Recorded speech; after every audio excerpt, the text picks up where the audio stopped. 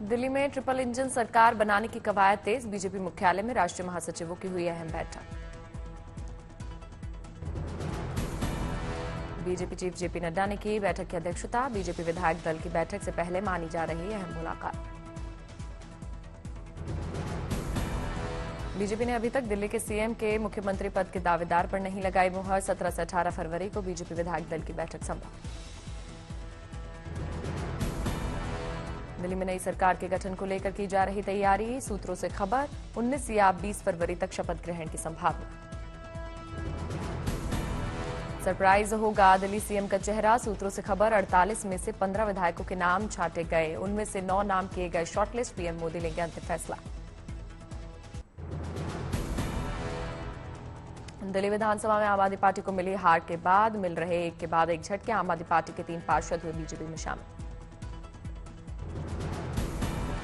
Delhi BJP अध्यक्ष वीरेंद्र सचदेवा ने तीनों पार्षदों को पार्टी की दिलवाई सदस्यता, दी शुभकामनाएं।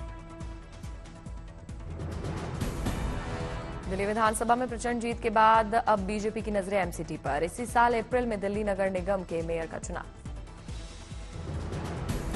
भ्रष्टाचार में संलिप्त आम आदमी पार्टी नेताओं को दिल्ली बीजेपी चीफ वीरेंद्र सचदेवा की चुनौती। कहा, पिछली दिल्ली सरकार के सभी कुकर्म होंगे खत्म, जल्द मिलेगी सजा, घोटाले करने वालों को नहीं बख्शा जाएगा। दिल्ली के सीएम फेस को लेकर बोले बीजेपी सांसद योगेंद्र चंदोलिया। कहा, कल या परसों संसदीय बोर्ड की बैठक, केंद्रीय नेतृत्व तय करेगा कौन बनेगा दिल्ली का मुख्यमंत्री।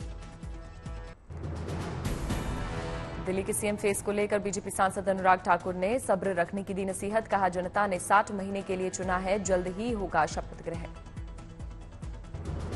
बीजेपी सांसद अनुराग ठाकुर ने आम आदमी पार्टी पर बोला हमला। कहा, 11 साल में दिल्ली को विनाश पर ले जाने वाली आम आदमी पार्टी हो गई बाहर।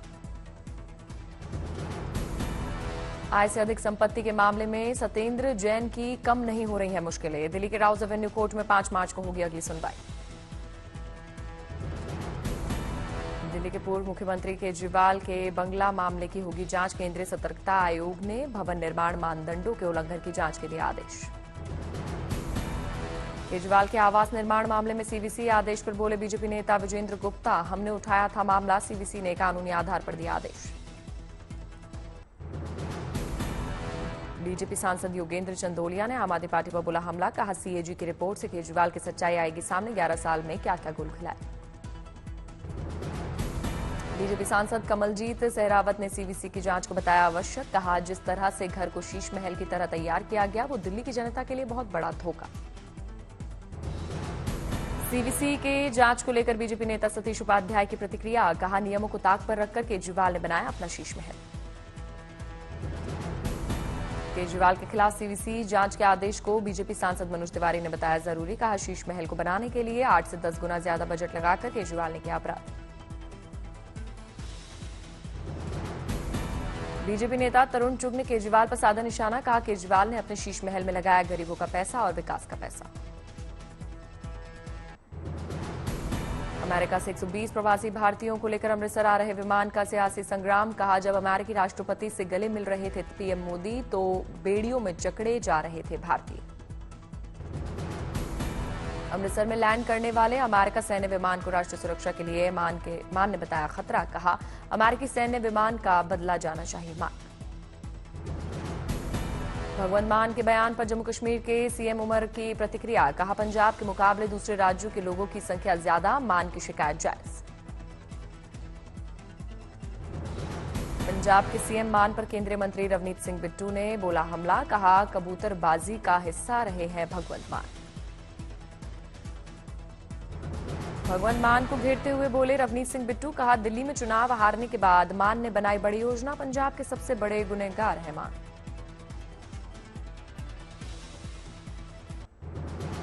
छत्तीसगढ़ निकाय चुनाव में बीजेपी की बंपर जीत। मेयर प्रत्याशी मिलन चौबे ने निकाली विजय रैली। जनता का जताया आभार। कहा, उम्मीदों पर उतरेंगे खरे।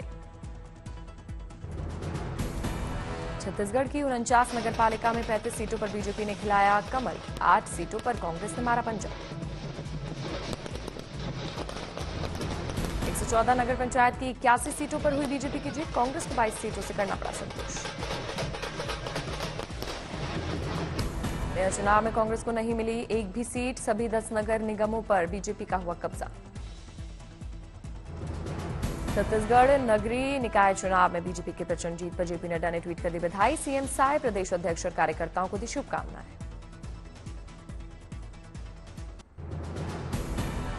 छत्तीसगढ़ नगर निकाय चुनाव में बीजेपी की बड़ी जीत। रायपुर में बीजेपी कार्यकर्ताओं ने मनाया जश्न, ढोल नगाड़े बजाकर जमकर फोड़े पटाखे। नगर निकाय चुनाव में बीजेपी महापौर प्रत्याशियों की जीत पर गदगद हुए छत्तीसगढ़ के डिप्टी सीएम विजय शर्मा। कहा, सरकार के कार्यों पर जनता ने लगाई मुहर। रायपुर बीजेपी दफ्तर में बीजेपी कार्यकर्ताओं ने मनाया जश्न। महापौर प्रत्याशी मिलन चौबे को खिलाई गई मिठाई। महापौर प्रत्याशी मिलन चौबे ने अपनी जीत को बताया सुशासन की जीत। कहा, सीएम विष्णुदेव साय का काम जनता को पसंद आया, जनता ने हमें विकास के लिए चुना। नगर निकाय चुनाव में बीजेपी प्रत्याशियों की जीत के लिए बीजेपी नेता रमन सिंह ने सीएम विष्णुदेव साय को दी बधाई। कहा, सीएम विष्णुदेव साय के नेतृत्व में छत्तीसगढ़ ने रचा इतिहास। प्रधानमंत्री मोदी 28 फरवरी को तमिलनाडु के रामेश्वरम जाएंगे। रामेश्वरम में न्यू पम्बन ब्रिज का उद्घाटन करेंगे पीएम मोदी। बिहार के मुख्यमंत्री नीतीश कुमार कल पहुंचेंगे दिल्ली। प्रधानमंत्री से मिलकर बजट में बिहार के लिए घोषणाओं पर धन्यवाद दे सकते हैं नीतीश। कतर के अमीर शेख तमीम 17-18 फरवरी को भारत आएंगे। पीएम मोदी के साथ करेंगे द्विपक्षीय वार्ता। राष्ट्रपति भवन में 18 फरवरी को राष्ट्रपति से करेंगे मुलाकात। इंडियाज गॉट लेटेंट विवादित मामले पर रणवीर अलाहाबादिया का बयान आया सामने। कहा, मैं उचित प्रक्रिया का पालन करूंगा और सभी एजेंसियों के सामने पूछताछ के लिए रहूंगा शामिल। मौत की धमकी पर भी रणवीर अलाहाबादिया ने दी प्रतिक्रिया। कहा, मैं डरा हुआ महसूस कर रहा हूं और मुझे नहीं पता कि क्या करना है, लेकिन मैं भाग नहीं रहा। मुझे कानून पर पूरा भरोसा। महाकुंभ में पहुंचे लोकसभा अध्यक्ष ओम बिरला के साथ केंद्रीय मंत्री पीयूष गोयल। विधि विधान से पूजा अर्चना कर लिया आशीर्वाद। लोकसभा अध्यक्ष ओम बिरला ने संगम में लगाई आस्था की डुबकी। कहा, महाकुंभ भारत के आध्यात्मिक आस्था का प्रतीक। केंद्रीय मंत्री पीयूष गोयल ने संगम में लगाई डुबकी। बोले, एक भारत श्रेष्ठ भारत का अनमोल उदाहरण महाकुंभ।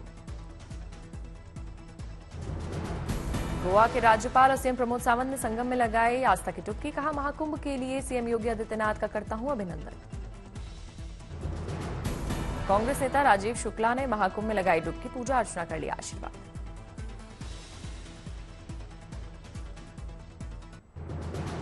महाकुंभ में 34वें दिन 1 करोड़ 36 लाख श्रद्धालुओं ने लगाई आस्था की डुबकी। अब तक 51 करोड़ 47 लाख श्रद्धालु संगम में कर चुके हैं पवित्र स्नान। केंद्रीय मंत्री चिराग पासवान ने परिवार संग महाकुंभ में लगाई डुबकी।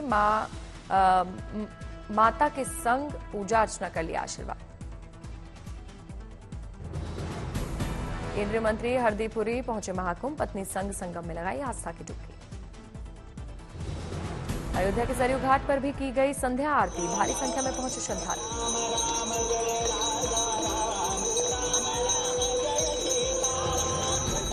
आंध्र प्रदेश के डिप्टी सीएम पवन कल्याण ने अरुलमिगु थिरुथानी मुरुगन मंदिर में पूजा की, लिया आशीर्वाद।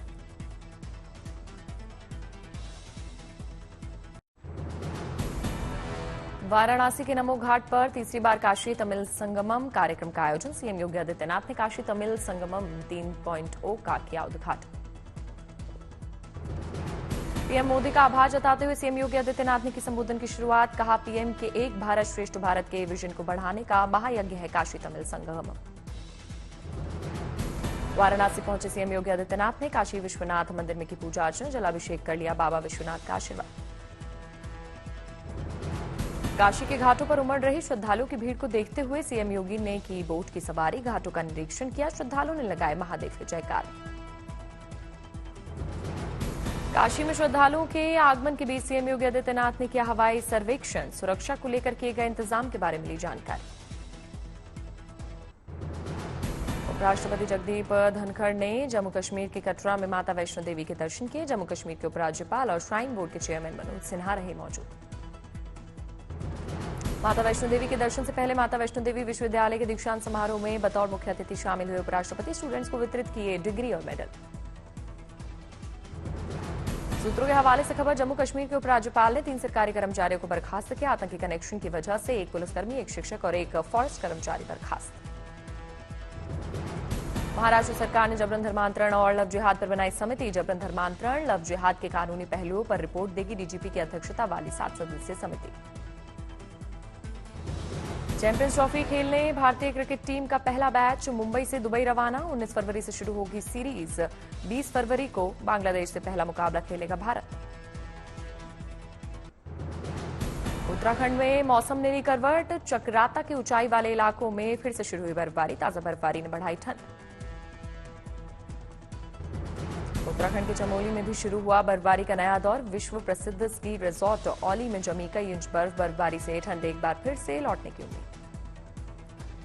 भारतीय नौसेना की लेफ्टिनेंट कमांडर दिलना और लेफ्टिनेंट कमांडर रूपा ने रचा इतिहास। 75 किलोमीटर प्रति घंटे की ठंडी हवाओं के बीच दक्षिण अमेरिका के दक्षिणी छोर पर स्थित केप हॉर्न को किया गया पार।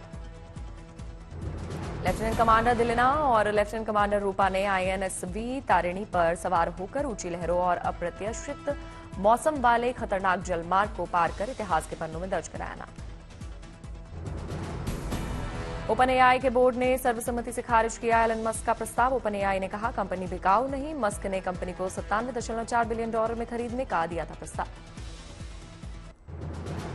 वीकेंड में महाकुंभ आने जाने वाले श्रद्धालु की सुविधा के लिए 17 फरवरी तक स्पेशल वंदे भारत ट्रेन सुबह 5:30 बजे दिल्ली से चलकर दोपहर 12 बजे प्रयागराज, दोपहर 2:20 पर वाराणसी पहुंचेगी ट्रेन।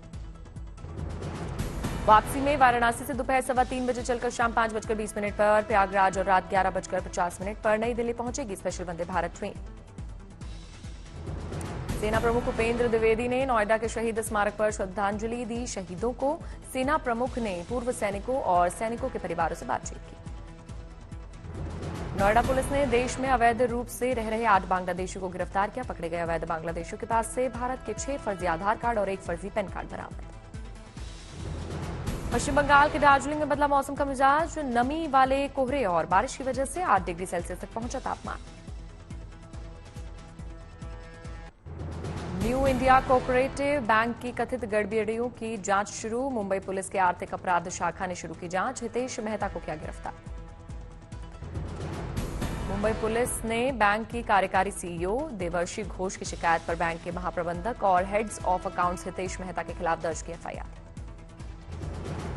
पद का दुरुपयोग करके 122 करोड़ रुपए के रिजर्व फंड के गबन का आरोप में न्यू इंडिया कोऑपरेटिव बैंक में प्रबंधक पर क्रिमिनल ब्रीच का ट्रस्ट का केस दर्ज।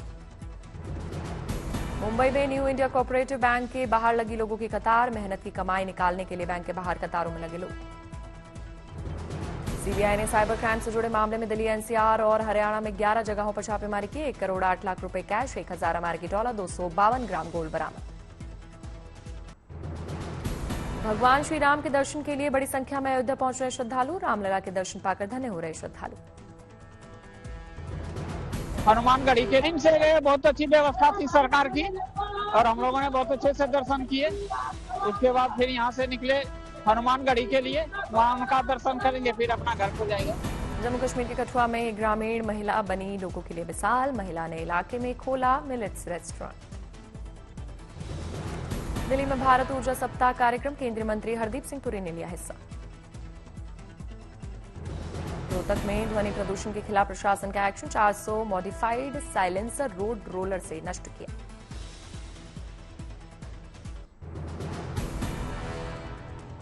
बेंगलुरु में एरो इंडिया 2025 का भव्य समापन। ये लेहांका एयरबेस पर आधुनिक लड़ाकू विमानों और हेलीकॉप्टर्स का शानदार प्रदर्शन। एरो इंडिया शो में रूसी और अन्य देशों के लड़ाकू विमानों की भी दिखी ताकत। जंगी जहाजों ने दिखाया हैरत अंगेज करता।